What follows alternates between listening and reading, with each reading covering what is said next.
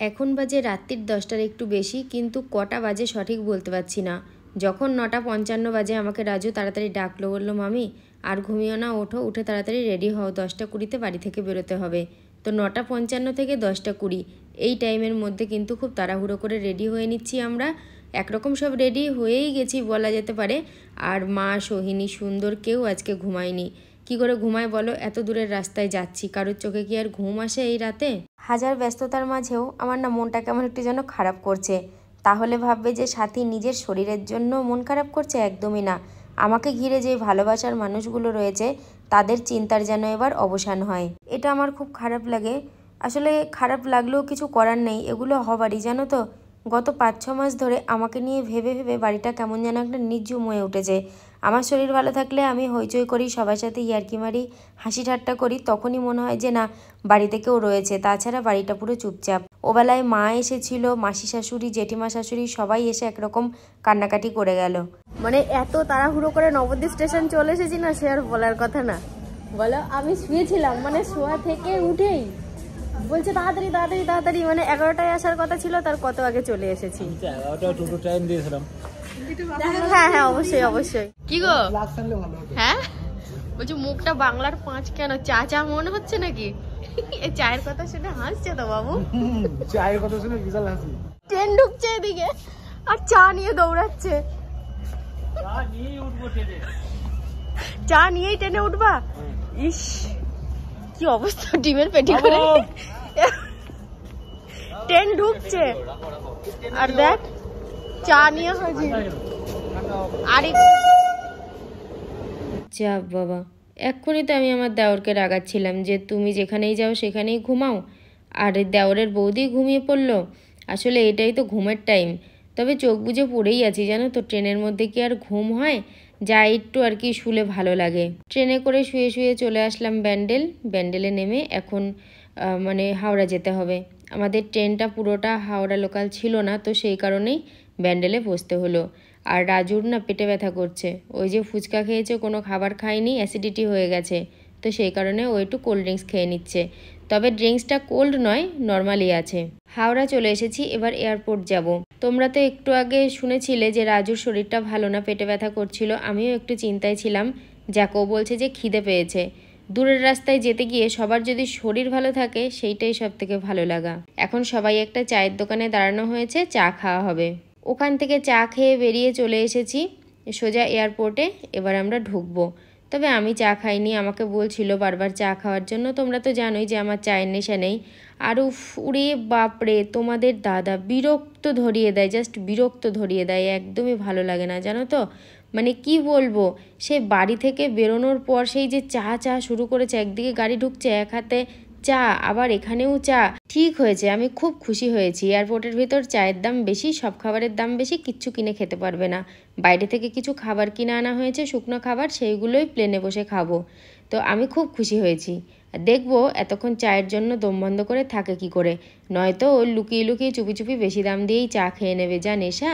7:35 flight, তো 7:35 যদি flight হয়, আশা করি 2 ঘন্টা লাগবে। আর 2 ঘন্টা লাগবে, তারপরে হয়তো মোটামুটি 10টার মধ্যে পৌঁছে যাব। একদিকে খুব সুবিধা হবে, জানো তো, আজকের দিনটা নষ্ট হবে না। সকাল সকাল যখন পৌঁছে যাব, ডাক্তারটা মনে হয় আজকেই দেখানো হবে। আর কি বলো তো, রাত জেগে যেমন যাচ্ছি, সকালটা কেন সারা দিনটা আমাদের কাজে লাগবে, এটা সবথেকে বড় ফেসিলিটি।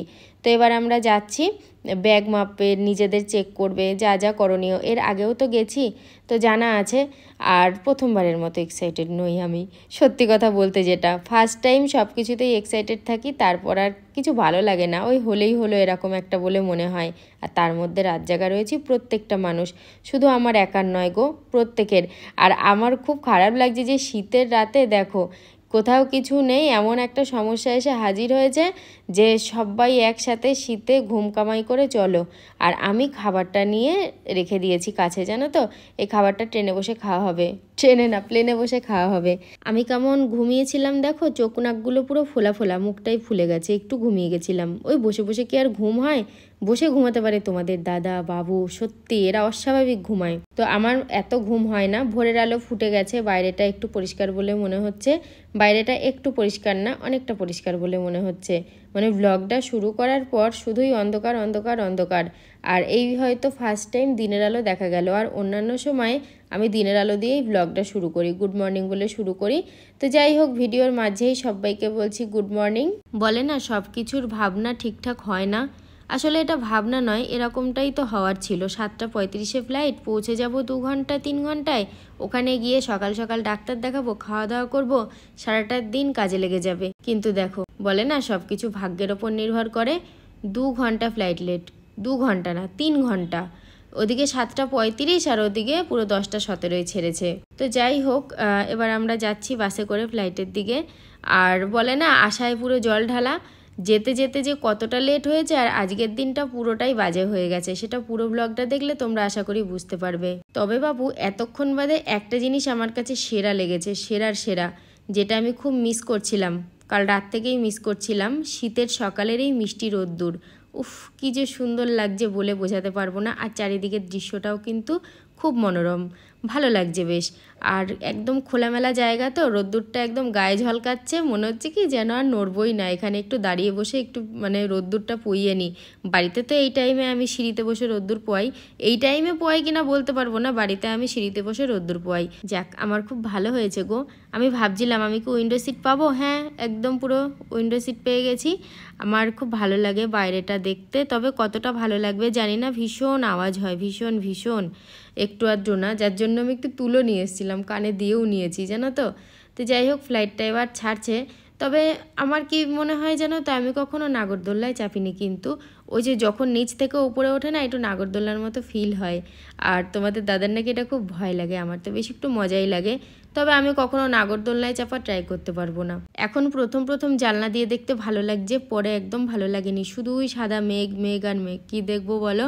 আর সারা রাত্রির ঘুম নেই, আমিও শুয়ে ঘুমিয়েই পড়েছিলাম। আর তোমাদের দাদাও ঘুমিয়েছিল, সবাই ঘুমিয়েছি। ফার্স্ট টাইম যে একটা এক্সাইটেড ছিল মনের মধ্যে, জানলা দিয়ে দেখবো দৃশ্যটা কেমন। আর এই সেকেন্ড টাইম মনে হচ্ছে ঠিক আছে একটু দেখি, তোমাদেরকে শেয়ার করি, বাদ বাকিটা ঘুমাই, শুধু এমনটাই মনে হচ্ছে।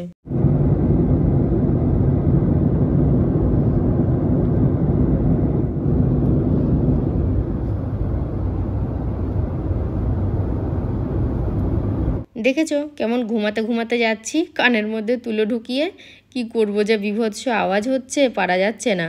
আর জেগে রয়েছে তোমাদের দাদা, আর তোমাদের দাদা জেগে রয়েছে বলেই এত সুন্দর দৃশ্য আমি দেখতে পাচ্ছি আর তোমাদেরকেও দেখাচ্ছি। মনে হচ্ছে একদম তুলো ভাসছে, কি সুন্দর লাগছে না বলো। আমার তো হেব্বি লাগছে এই জায়গাটা, ভীষণ ভীষণ সুন্দর লাগছে, মনে হচ্ছে পা দিয়ে হাঁটি। যাক, মহারানীর এক দফা সকাল হলো, মানে একটুখানি ঘুমিয়ে উঠলাম। শোনো, বাড়ির বিছানাটা এই সময় যে কি মিস করা হয় সে আর বলার কথা না, জানো তো। যেখানেই শুই না কেন বাপু, ওই বাড়ির বিছানার মতো শান্তি কোথাও নেই। তাতে যেমনই হোক, ছেঁড়া ক্যাথা হোক, আমার আগে যা ছিল তাতেও অনেক শান্তি ছিল, আর এখন যেটা আছে সেটাতেও অনেক শান্তি। নামার জন্য ভেতরে একদম ছটপট ছটপট করছিল, আর ভালো লাগছিল না, 2 ঘন্টা হয়ে গেছে। তো ভাবছিলাম যে কখন নামবো। আর একটা কথা বন্ধুরা, আমি যে ভিডিওটায় ভয়েস দিচ্ছি, মানে এটা হচ্ছে বেঙ্গালুরু হোটেলে, ঠিক আছে। এই এত রাত হয়েছে, কত রাতে ভয়েস ওভার দিচ্ছি, 12টা আপ হয়ে গেছে, তবুও কিন্তু রাস্তার ধার দিয়ে প্রচুর গাড়ি যাচ্ছে। তোমরা প্লিজ এই ভিডিওগুলো একটু অ্যাডজাস্ট করে নিও, একদম রাস্তার ধারে রুম তো, মানে ভীষণ প্রবলেম হচ্ছে জানো তো।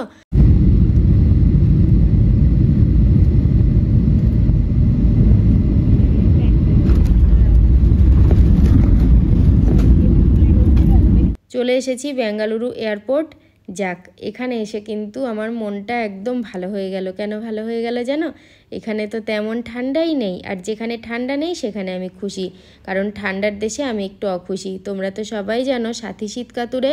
আমার তো ঠান্ডার সময় মনেই হয় 2-3 মাস অন্য জায়গায় কাটিয়ে আসি, যেসব জায়গায় একদমই ঠান্ডা নেই, কারণ ঠান্ডা আমার একদমই ভালো লাগে না। দেখো চোখ মুখের হাল কীরকম হয়ে গেছে। বসে রয়েছি গাড়ির জন্য, এখন গাড়িতে 2 ঘন্টা কাটাতে হবে, সেইটা ভেবেই মুখটা পুরো বাংলার পাঁচ হয়ে গেছে। মানে সব জায়গাতেই লেট, এখানে গাড়ি এসে দাঁড়িয়ে রয়েছে, তবু এখানে ওর পাত্তা নেই। কার পাত্তা নেই? আমি জল আনতে গেছিলাম। জল তো পাওনি? জল পেলাম না তো। চিপসগুলো আর খেও না, কাল রাত থেকে সে চিপসগুলো খাচ্ছে। ধরো গতকালকে রাত্রির 10:20 বাড়ি থেকে বেরিয়েছি, আর এখন বাজে বিকেল 5টা। তবে সুরাটের সাথে এখানকার একটা মিল আমি দেখতে পেলাম। এটা কিন্তু খুব সত্যি কথা বলছি। হ্যাঁ, আমি দুই একটা দাদা ভাইকে জিজ্ঞাসা করলাম এখানে বেলা বড়, দাঁড়াও কটা বাজে দেখি। ওখানে কিন্তু আমি 5টায় সন্ধে দিয়ে দিই, বুঝতে পেরেছো?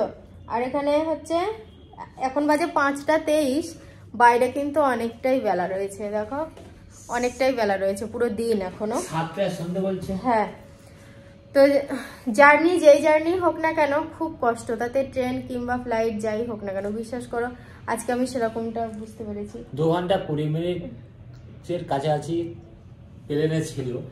আবার কি বলতো, ওই যে আমি ওই পরে গাড়ি করে যে এই অবধি এসছি, এই মণিপালের এখানেই আমরা হোটেলটা নিয়েছি, রুমটা নিয়েছি, এয়ারপোর্ট থেকে তোমার এই ওইটাই আমার বেশি কষ্ট হয়েছে। তারপরে খাওয়া দাওয়া পুরো মাটি, আমি কিচ্ছু খাইনি, ঠিক আছে, শুধু লেবু জল খেলাম। লেবু জল খেয়ে কথা বলার শক্তিটা পাচ্ছি, নাহলে আমি কথা বলার শক্তিতে ছিলাম না, চোখ মুখের যা হাল হয়েছে।